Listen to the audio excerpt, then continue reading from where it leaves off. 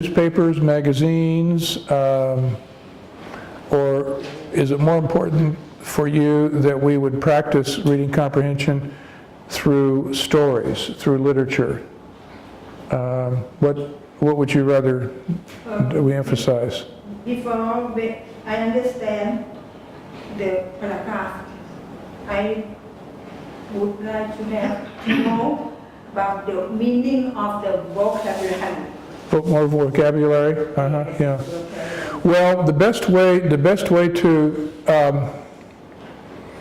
increase your vocabulary, there are over 10,000 words in the English language because, as I say, English is a combination of many languages.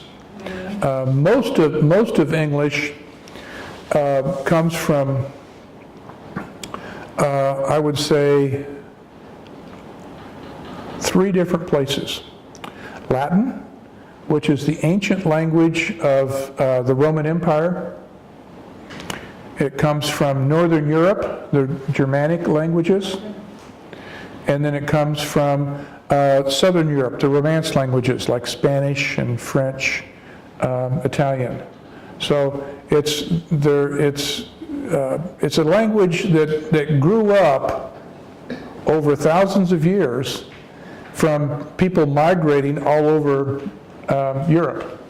And every culture had something to contribute to the language.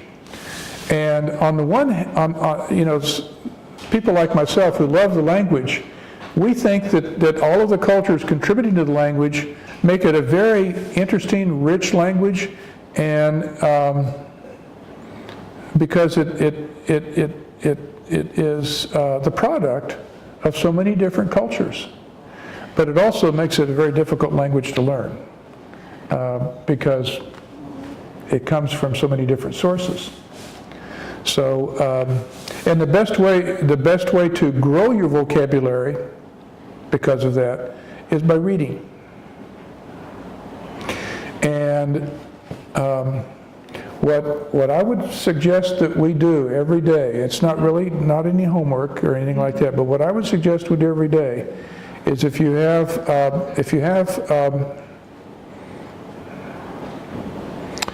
the access to it, either like at a library or go to a store and buy a magazine that interests you. A news magazine or a fashion magazine, or whatever your pastime is, your hobby is, and just every day read maybe 30 minutes or so, because it's all about practice. And then what you should do is get like a highlighter or a pen and circle words that you want to bring, and we can talk about them. I know you can Google the word, and the word will, but I think that if you come in and we can talk about all of the different ways that word can be used, that you'll start to increase your vocabulary. So that's what I would do.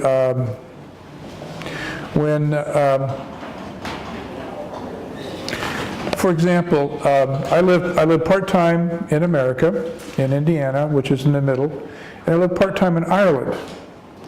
Now, Ireland, and you know where Ireland is. It's next to England. Both countries speak English, but the words are slightly different. The same word in Ireland means something entirely different than it means in America. For example, the back of your car, when you open up the lid in the back of your car, what do you call that? You call it a trunk in Thailand? Where you put your suitcases and your luggage. You know what I mean? You open up the trunk. What do you call that? In America, we call that the trunk. Trunk. trunk, Trunk. trunk. In Ireland and in England, they call it the boot. B-O-O-T. B-R. B-O-O-T. So, you know, when I was in, you know, when I first went to Ireland and I asked somebody was helping me, I says, "Oh, put that in the trunk." And he looked at me like, "Well, what are you talking about? What's a trunk?" And then and finally, you know, after a while, he's, "Oh, you mean the boot?" And then I was there for a few months, and then I, you know, went to my other house in America. And my car's getting worked on, and I'm getting a tire fixed, and I tell the person, "Oh, put that in the boot." And he looked at me like, "What are you talking about? What's a boot?" And I had to think, "Oh, I'm in America now." But it's, you know, the same word, and the only way you can get a feel of how the same word can mean different things is through reading. Through reading. And there's just no other, I mean, there can be, you know, exercises that we can do in class. I can write words on the board for you. I mean, we can do all of that. But the best way is to read every day. Every day, and then bring whenever there's a word that you don't understand, or it's used in a way that's different than what you're used to seeing, then come in and we'll talk about it. You know, that's what we'll do. But reading comprehension is very important, and summarizing is the best way to get to the bottom of things. Summarize. Yeah. What have you all have been practicing your English, trying to learn your English now for several years? What gives you the most difficulty? Is it having a limited vocabulary, or is it the way the sentences are constructed? Vocabulary. Do you know what I mean by vocabulary? Vocabulary is a word that means words. So when I say if I say someone has a very large vocabulary, they know lots of words. But someone who is just learning the language, they have a small vocabulary. I speak a little bit of Spanish. I have a small vocabulary in Spanish. But in English, I have a large vocabulary. And it's just because I spoke English ever since I was a child. I didn't learn Spanish until maybe just a few years ago, 10 or 15 years ago. So I haven't had the same experience. And that's where you are. So the way to increase your vocabulary is by encountering as many different kinds of words as possible, and that's through reading. And you can do it better by reading than you can by listening to television or YouTube or something like that, because it happens too fast and you don't see the word in print. But when you see the word in print, then we can come in and we can talk about it, we can pronounce it, we can discuss the different ways the word is used in different contexts, and your vocabulary will improve dramatically. I also think you're probably having a little bit of difficulty as you learn English with, and I think this is makes English very different than Thai, is that the verbs that we use, verbs are the words that mean the action of the sentence. Like running is a verb, sitting is a verb, okay? But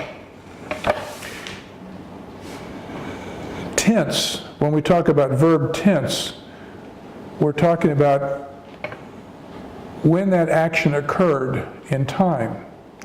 So last night I slept.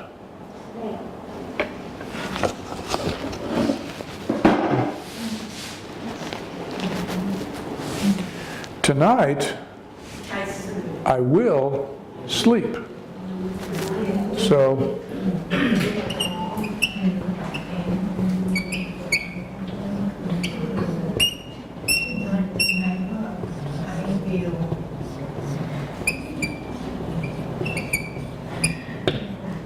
okay, I will sleep in the future tonight, okay? So will is future. Mm-hmm. Anytime in the future. I will sleep tonight, I will sleep next week, I will sleep next month, I will sleep next year, anytime in the future.